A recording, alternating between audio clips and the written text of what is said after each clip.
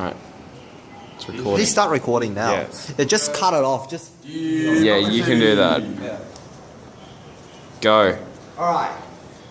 Now, we're featuring Lindy, Eddie Lou, and Ewan. He's back on the camera, very obviously. And today we're presenting energy from the nucleus. Well, we're going to explain this in two aspects. So why the atom splits, and the aspect of fusion, which make nuclear weapons.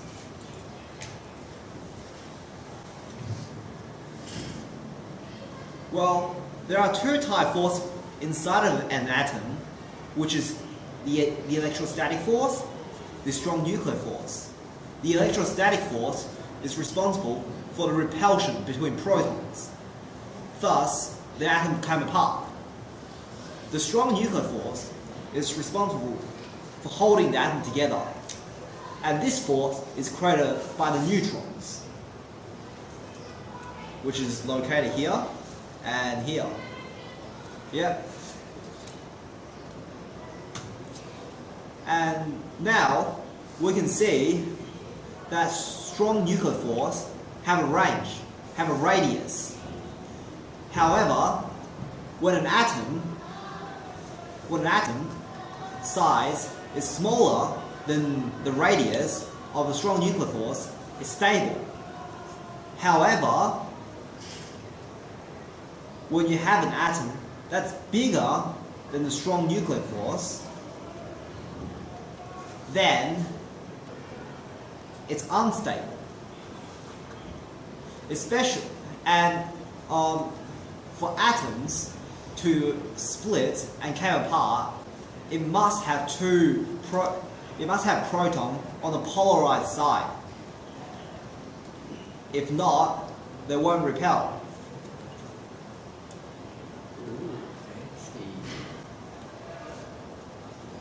Well, it's not until 1932 scientists were still using the alpha wave, firing into the nucleus. So what the alpha wave do is a charged particle. Charged particle repels from the nucleus.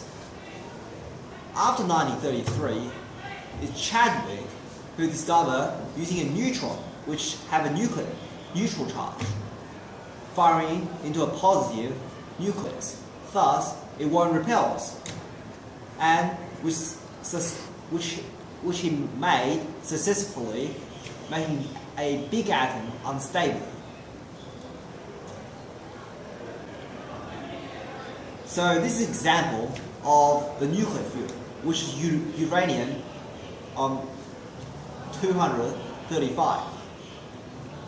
So now we can see a neutron firing into a nucleus, and thus splits into two atoms and three neutrons.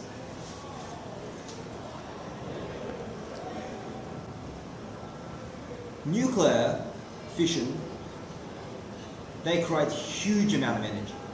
Now we can see from one atom of a nuclear fission, it creates about 200 MeV.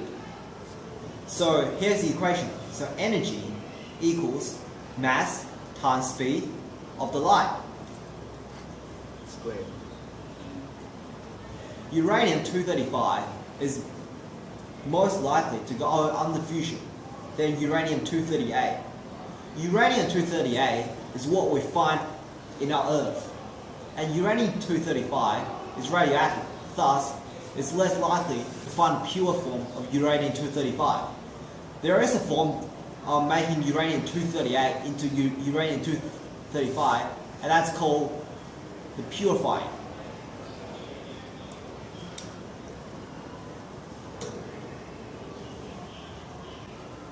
So now that we can see, uranium-238 is only slightly fissile. It only required a neutron with a huge amount of energy, about 1 MeV.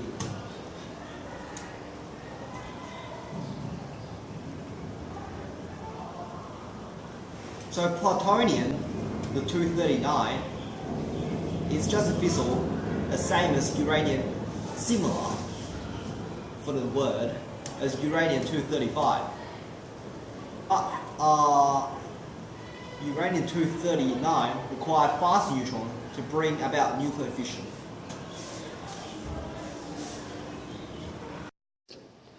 What did you do? Oh no, we're going. Go. So what makes a chain reaction? A chain reaction is created when a neutron firing into uranium-235, which splits into two atoms with 3 neutrons. And the 3 neutrons hits another uranium and another uranium go off. So it's like a domino. So one falls, all falls.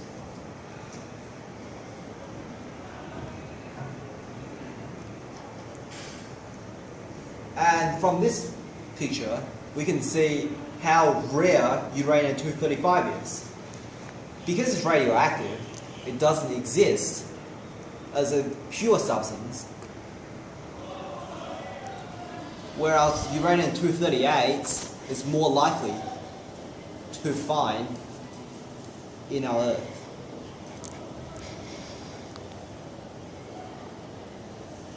Critical mass. So what makes critical mass?